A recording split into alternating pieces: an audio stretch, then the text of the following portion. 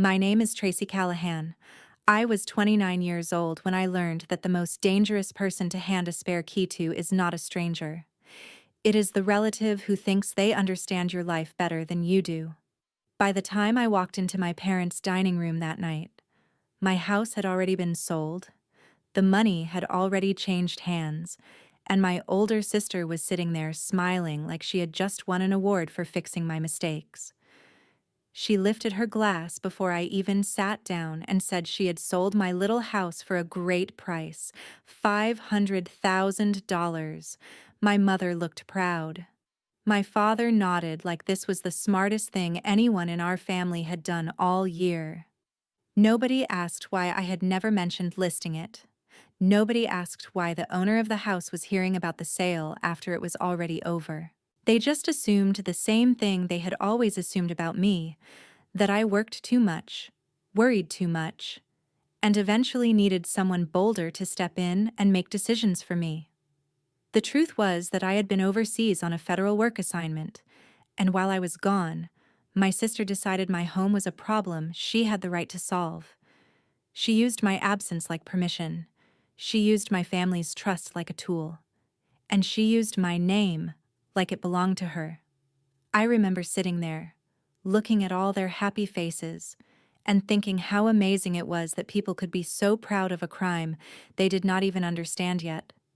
So I smiled. I let her keep talking. I let my parents call her smart.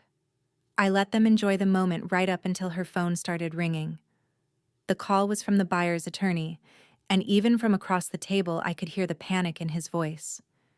He was shouting, asking why FBI agents were in his office demanding every document connected to the sale of my house. That was the moment the room went silent.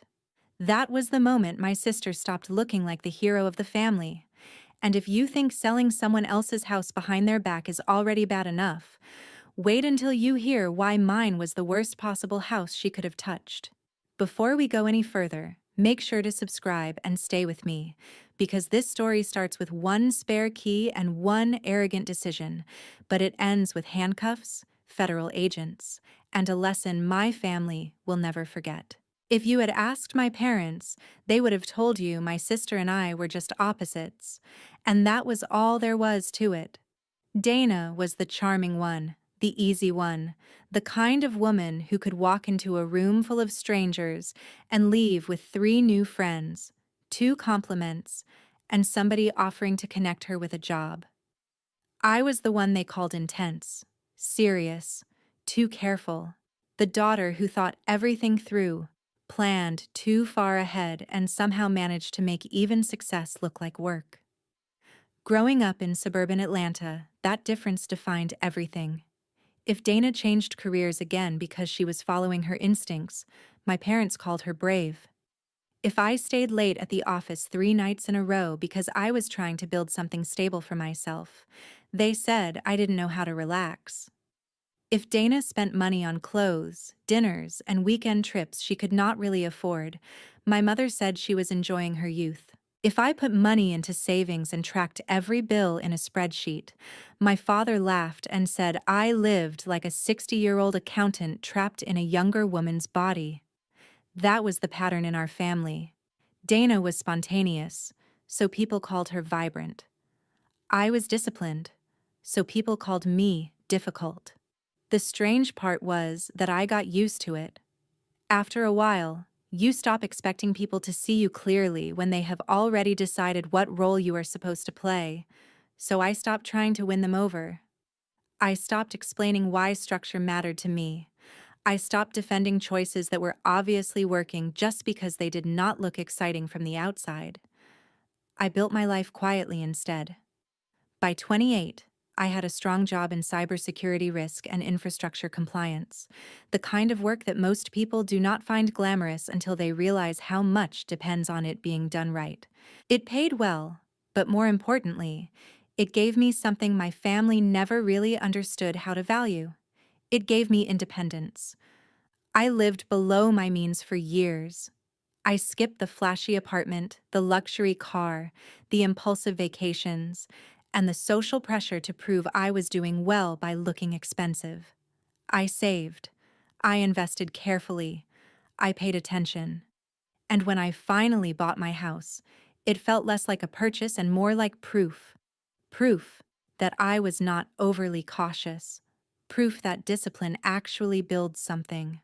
Proof that I did not need anyone to rescue me from the life I had chosen. It was a 3-bedroom house in a quiet neighborhood north of Atlanta. Nothing dramatic and nothing showy, but it was clean, solid, comfortable, and mine. It had a fenced backyard, a decent kitchen, and the kind of peaceful street where people waved when they walked their dogs in the evening. I still remember calling my parents after closing, expecting for 1 second that maybe this would be the moment they looked at me differently. Instead, my mother asked if I was sure I could handle a mortgage on my salary. My father wondered whether buying a house alone was too much responsibility, and Dana, without missing a beat, laughed and called it my boring little suburban trap. That line stuck with me because it said everything. To her, stability was something people settled for when they were too scared to live. To me, stability was freedom. It meant nobody could raise my rent, nobody could tell me where to go, and nobody could treat the roof over my head like a temporary favor. Over the next year, the jokes kept coming at birthdays, holidays, and family dinners. Dana would tease me about becoming emotionally attached to property. My parents would say maybe I should loosen up and be more flexible like my sister. Meanwhile, Dana kept drifting from one sales job to another, always one step away from the next big opportunity, always somehow short on rent, short on patience, or short on accountability. And still, in their eyes, she was the one who knew how to live. I never argued. I just kept making my payments, kept improving the house, and kept protecting the one part of my life that felt untouched by their opinions. What none of them understood was that my house was never just a house to me. It was the first place that felt fully earned, the first place where no one got to vote on my decisions, the first place where I did not have to shrink myself to make anybody else comfortable. And maybe that was the real reason Dana could never leave it alone. She did not just see a piece of property. She saw evidence that I had built a life without her approval, and she hated that more than any of us realized at the time. The summer everything fell apart. I was offered a 6-month assignment in London tied to a joint project involving cyber risk assessments for systems connected to critical infrastructure. It was the kind of opportunity people in my field wait years for, not because it sounded impressive at dinner parties, but because it meant somebody trusted you with work that actually mattered. The schedule was demanding, the confidentiality rules were strict, and I knew before I left that my personal life back in Georgia would have to run without me for a while. That did not worry me. If anything, I was the kind of person built for that arrangement. I had always trusted preparation more than optimism. Before I left, I handled everything the way I handled every important part of my life, carefully and in writing. Every bill connected to the house was set to autopay. Utilities, insurance, property taxes, everything was synced through my accounts and backed up with alerts on my phone. I renewed my lawn service for the full season so the yard would never look neglected. I upgraded my security system, checked every camera twice, and replaced the front lock with a smart entry system tied to my phone. I even updated my emergency contact file and left a printed folder in my home office with the information anyone would need if there was a real problem. I did one thing I would regret for a long time. I gave my parents a spare key. When I handed it over, I was very clear. I said it was only for an actual emergency, a burst pipe, storm damage, a power issue that needed someone to get inside quickly, not for visits, not for convenience, and definitely not for anybody to make choices about the house without me. My mother nodded like she understood. My father barely looked up from the kitchen counter. Dana was there too, leaning against the doorway with that amused expression she always wore when she thought I was taking something too seriously. She laughed and said it was a 3-bedroom house in suburban Atlanta, not Fort Knox. My mother gave me that tired look she used whenever she wanted me to feel unreasonable without saying it directly. She said I always made simple things sound complicated. Dana added that if the place was that much work, maybe I should have hired a property manager like a normal person. I remember forcing a smile and letting it go, because explaining boundaries to people who treat boundaries like a personal insult is exhausting. A few days later, I boarded my flight and threw myself into work. London was intense from the start. Long hours, early briefings, secure systems, limited personal communication, and a constant stream of problems that needed quick decisions and clean documentation. My days blurred together in that way they do when you are focused enough to stop noticing time. I checked in home when I could, usually with short texts or quick calls, and every time I did, I got the same answer. Everything was fine. The house was fine. Nobody needed anything. Nothing was wrong. What I did not know was that while I was working 12-hour days in another country, Dana had started creating a version of my life that made her look essential. She drove past my house often enough to notice when the driveway stayed empty. She took pictures when the blinds were shut and the porch lights were off. She posted vague little stories online about helping family while her sister was overseas and making sure things back home did not fall apart.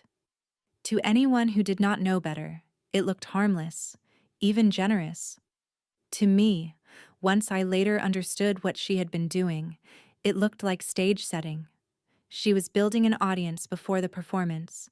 She was creating a narrative where I was absent, overwhelmed, and quietly losing control of a life she was more than happy to take over.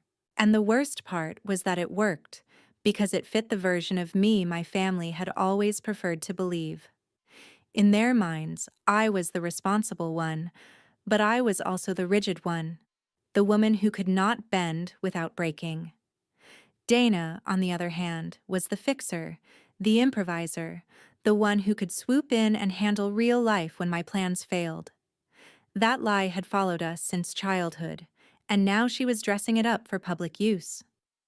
About 5.5 months into the assignment, we got hit with a major incident that pushed everyone past their original timelines. My return was delayed by 2 weeks. I was frustrated, but not alarmed. I sent the update home, got a couple of casual responses, and went back to work. I had no reason yet to think those extra 2 weeks were all Dana needed to convince herself that my house was hers to manage, my signature was hers to imitate, and my entire life back in Atlanta was something she had every right to rearrange while I was gone. 2 days before I was supposed to fly home, my supervisor, Daniel Harlow, asked me to step into a secure conference room after a morning briefing. The second I saw the look on his face, I knew this was not a routine update. Daniel was not dramatic by nature. He was the kind of man who could deliver terrible news in the same tone most people used to confirm a lunch order, which somehow made it worse. He closed the door, set a file on the table, and asked me one simple question. Had I authorized any recent transfer, sale, or title activity tied to my home address in Georgia? For a second, I honestly thought I had misheard him. I told him no, absolutely not. And then I laughed once, out of pure disbelief, because the question itself sounded ridiculous. I had not listed the house. I had not signed anything. I had not even spoken to a realtor. Daniel did not react. He just slid the file toward me and said a property transaction connected to my address had triggered a review. Under normal circumstances, that would already have been serious. In this case, it was worse, because the parcel tied to my house carried a recorded federal protective restriction linked to a critical infrastructure security buffer. It looked like an ordinary suburban property from the street, but legally it was not the kind of asset that could be quietly sold through forged paperwork without setting off alarms in multiple places. My stomach dropped so fast it felt physical. I remember staring at him and saying that none of this made sense. I owned the house. I had not missed payments. There was no dispute, no co-owner, no reason for anyone to be filing anything. Daniel said that was exactly why the alert had escalated so quickly. On paper, somebody had submitted documents claiming authority to transfer the property. The filing included supporting communication that made it look like I was overseas, overwhelmed, and wanted the home sold quickly. That part hit me before the rest did. Not just because it was a lie, but because it was a lie written by someone who knew exactly how to make it sound believable. Daniel told me not to contact anyone about it yet using work systems, and not to discuss details outside approved channels until I was wheels up. Once I landed, I could deal with the personal side. Until then, the only thing he could confirm was that federal reviewers had already flagged the transaction and passed it along for deeper investigation. I spent the rest of that day in a haze, answering questions at work with muscle memory, while my brain kept circling the same impossible thought. Who even had enough access to try something like that? By the time I got on the plane, I had stopped hoping it was some clerical mistake. Real mistakes do not come with forged urgency and supporting documents. Real mistakes do not sound like someone telling the world a story about you that you never told yourself. The flight back to Atlanta felt endless. I barely slept. Every time I closed my eyes, I pictured strangers inside my house, touching things I had chosen, opening cabinets I had stocked, walking across floors I had paid for, all because someone had decided my absence made me available to be erased. The minute I landed, I skipped the urge to go home, skipped food, skipped everything, and drove straight from the airport to my neighborhood. I turned onto my street and saw the sign before I even reached the driveway. Sold. Bright, smug, planted in my yard like a flag. There was a realtor lockbox hanging from the front door, and for one frozen second I just sat in the car with both hands gripping the steering wheel so tightly they hurt. Then I got out, walked up the path, and tried my key. It did not work. I tried again because my brain refused to accept what my hand already knew. The lock had been changed. That was the moment disbelief ended and rage took over. I called the number on the sign, and a cheerful voice answered, introducing herself as Nicole Avery from the listing agency. The second I gave her my address, she sounded relieved, almost pleased, like she thought she was finally speaking to a difficult client who had been hard to reach overseas. She told me everything had already closed cleanly and congratulated me on the sale. I asked her what exactly she meant by congratulations. She hesitated for half a beat, then said my sister had handled the process beautifully. According to Nicole, Dana explained that I had decided to let go of the property while I was abroad because I wanted a fresh start and did not have time to manage things from another country. She said there had been emails, signed paperwork, and enough coordination to make the whole deal look fast but legitimate. I stood there on my own porch listening to a stranger casually describe the theft of my life as if it had been a well-managed transaction. My voice got very quiet when I asked her to repeat my sister's name. Nicole did. Then she added, almost admiringly, that my sister had been incredibly proactive and had made the sale easy for everyone involved. That was the exact moment I stopped wondering whether this had happened and started understanding how. Dana had not stumbled into this. She had built it. She had used my absence, my family's access, and whatever pieces of my personal history she could get her hands on to sell a house that was never hers. And somehow, she had done it confidently enough that multiple adults in professional offices had accepted her story and moved forward.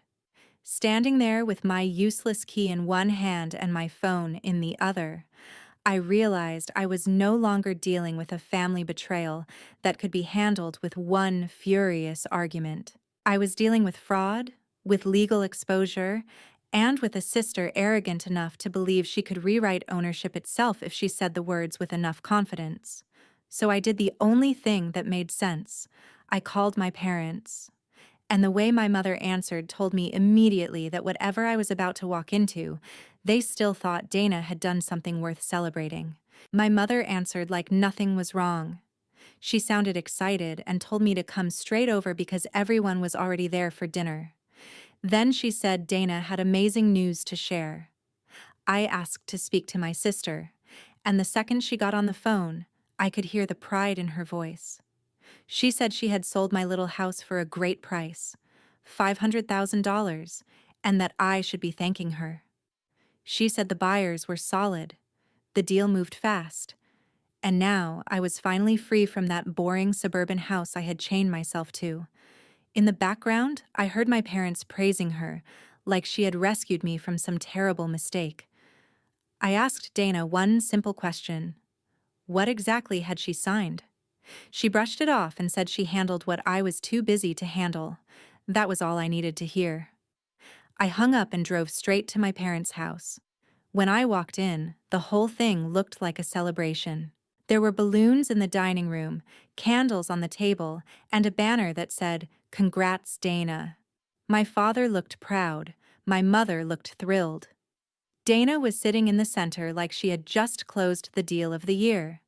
They had even invited the buyers, Tyler and Rachel Monroe, a young couple who looked genuinely happy and completely unaware they had stepped into a disaster. Rachel was already talking about the backyard. Tyler was smiling about having friends over for a barbecue. For a second, that part hit me the hardest. They were innocent, and my sister had dragged them into a fraud she was still treating like a favor. Dana saw me and lifted her glass with a grin. She told everyone I was finally here and repeated her line like she wanted the room to admire her one more time. She said she sold my little house for $500,000. My mother smiled and said it was such a smart decision. My father nodded and called it the best thing anyone had done for me in years. I sat down and said nothing. I wanted them to keep talking. Dana did exactly that. She bragged about how she found the buyers, handled the paperwork, and moved everything along while I was overseas. She said I never would have admitted I was overwhelmed, so she stepped in and fixed it for me. My parents nodded along to every word. Then Dana's phone rang. She glanced at the screen and answered casually, still smiling. That smile disappeared almost instantly. Even from across the table, I could hear a man shouting. It was Victor Lang, the buyer's attorney. His voice was sharp with panic as he demanded to know why FBI agents were in his office with a warrant for every document tied to the sale of my house. The room went silent. My mother froze. My father's face went blank. Tyler set his glass down. Rachel turned pale. Dana stood up so fast she nearly knocked over her chair. That was the exact moment the celebration ended. My sister had spent the whole night acting like the hero. Now everyone at that table finally understood she had not saved me. She had just turned my stolen house into a federal case. Dana stood there clutching her phone so hard her knuckles turned white. Victor Lang was still shouting from the other end, demanding answers she did not have. He said federal agents had walked into his office with a warrant and were taking every file, every email, every signed page connected to the closing. The transaction had been frozen. Nobody was leaving with copies. Nobody was touching a thing. Dana kept saying there had to be some mistake, that it was just a house sale, that everything had already closed. Victor cut her off and said this was no longer a simple closing issue. The documents showed signs of fraud, identity theft, and an unauthorized transfer tied to a property carrying a federal protective restriction. The second he said that, the whole room felt smaller. My mother looked at me first, then at Dana, like she was waiting for one of us to say, this was all a misunderstanding.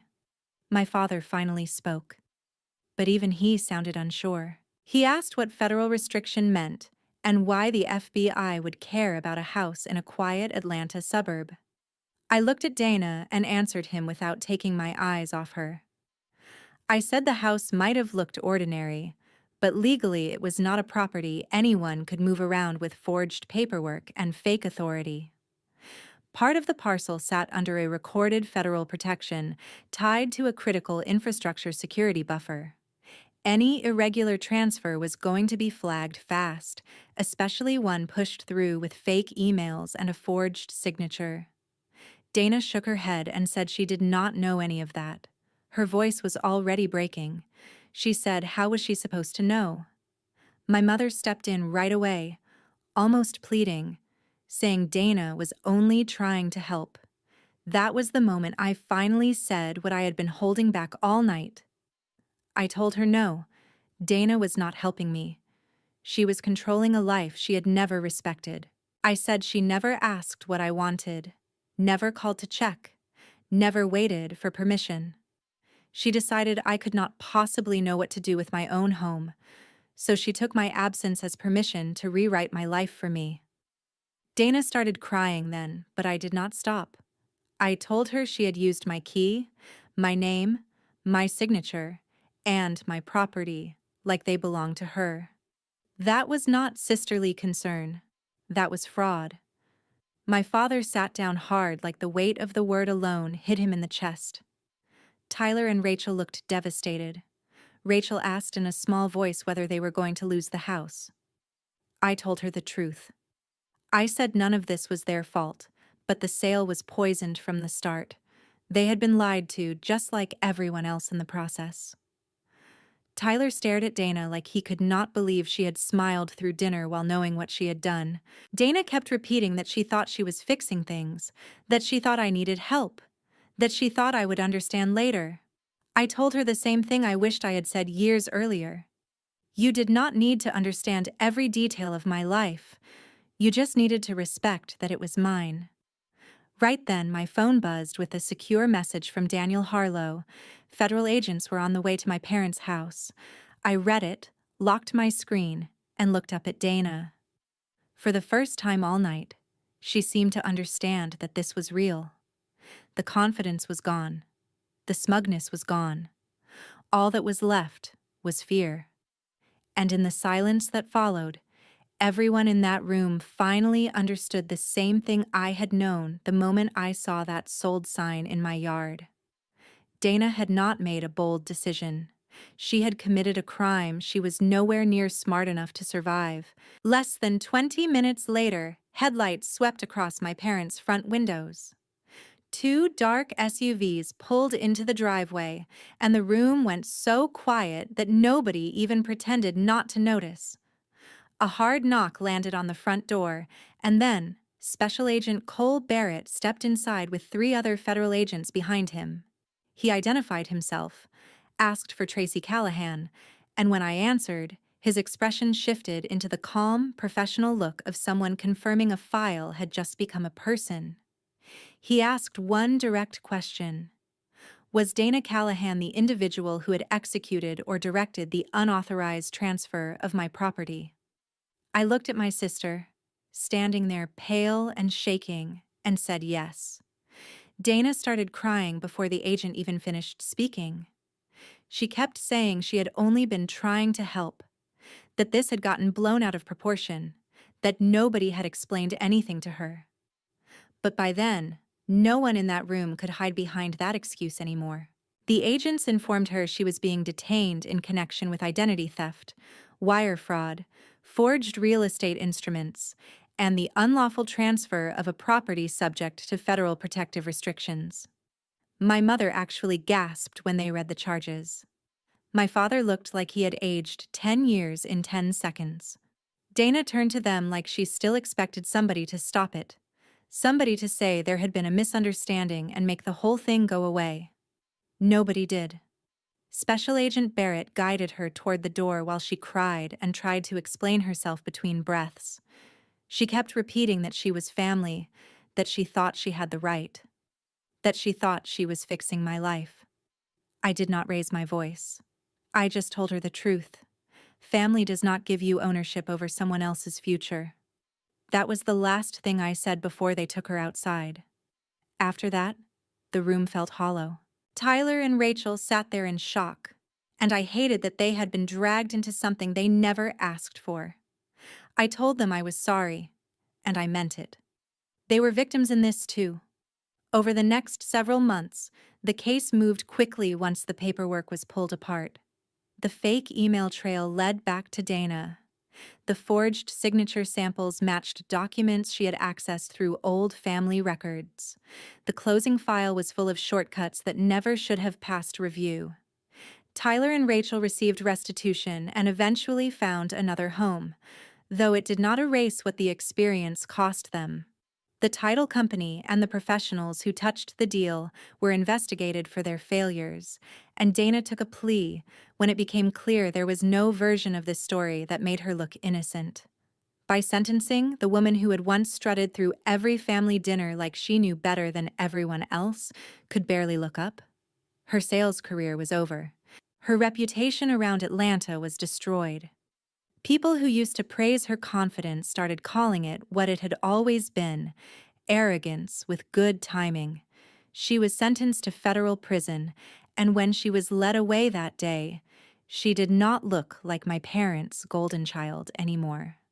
She looked like a woman who had confused entitlement with love for so long that she could no longer tell the difference. I got my house back after the legal hold was lifted. The first night I slept there again, the silence felt different. Not peaceful exactly, at least not yet, but honest. I changed every lock, every code, every emergency contact, and every assumption I had once made about what family would never do. My parents apologized, and for once, it sounded real. My mother admitted they had always treated Dana's interference like confidence, and my caution like weakness. My father told me they saw what they wanted to see, that I needed saving, because it made them more comfortable than admitting I had built a stable life without their guidance. I accepted the apology for what it was, but trust does not come back just because people finally tell the truth after the damage is done. Some things return slowly, and some things never return at all. What stayed with me most was not the arrest, or the case, or even the humiliation on Dana's face when the agents came through that door. It was the lesson underneath all of it. Help without permission is not always help. Sometimes it is control wearing a nicer name. Sometimes the people who claim to know what is best for you are really just offended that you learned how to live without their approval. My sister did not destroy her life because she loved me too much. She destroyed it because she believed her judgment mattered more than my rights. That is the part people need to understand. Assumptions can ruin families, but entitlement can ruin lives. And if someone you love makes a life-changing decision behind your back, calls it help, and expects gratitude after stealing your choice, then the most important thing you can do is call it what it really is. Not love, not concern, not family. Betrayal. At Revenge Argon, our team works hard to create meaningful and engaging stories that entertain while also offering lessons readers can reflect on. We are committed to making it clear that every story on this channel is fictional and created to share educational values, life lessons, and thought-provoking experiences with our audience. Dana wasn't just wrong because she broke the law. She was wrong because she let jealousy, control, and arrogance convince her that she had the right to make life-changing decisions for someone else. After hearing this story, how would you deal with a person like Dana if they were in your life?